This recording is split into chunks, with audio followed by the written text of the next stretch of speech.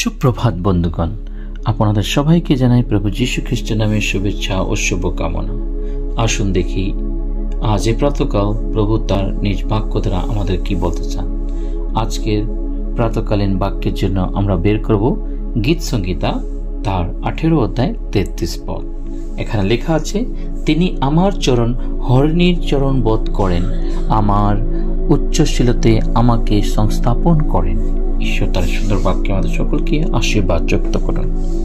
আজ প্রাতকাল যখন আমরা গীত সংহিতা তার 18 অধ্যায় যখন পাঠ করি, আমরা এখানে দেখতে পাই প্রভুর সে সদাপ্রভুর বিষয়ে সাধু দাউদ বলেন যে, ঈশ্বর আমার বল, আমার কোনো অভাব হবে না বা আমার কোনো ধরনের কোনো কষ্ট কিছুই হবে না, কারণ তিনি আমাকে সেই আমার চরণকে সেই হরিণীর চরণ বোধ করেন। হ্যাঁ বন্ধুগণ, হরিণীর চরণবোধ, এখানে সেই হরিণকে একটি এক্সাম্পল দিয়ে এখানে বোঝাচ্ছেন।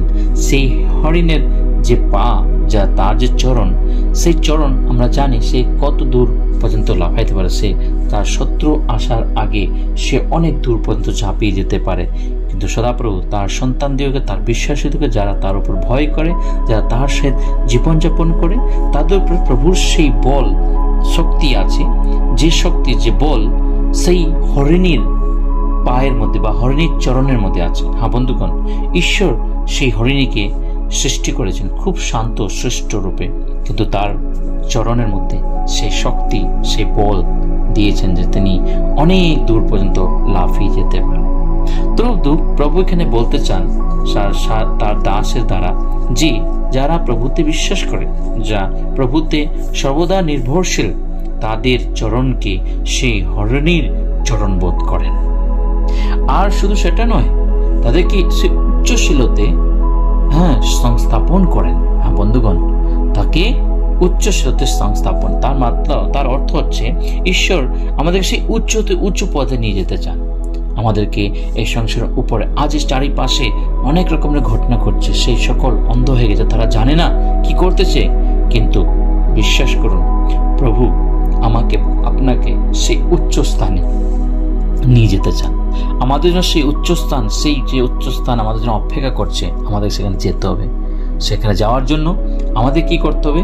সেই প্রভুকে আমাদের জীবনে ধারণ করতে হবে এবং সর্বদা এটা অঙ্গীকার করতে হবে যে আমার ঈশ্বর, তিনি আমার জীবন, আমার বল, আমার ভয় করার কোনো প্রয়োজন নাই।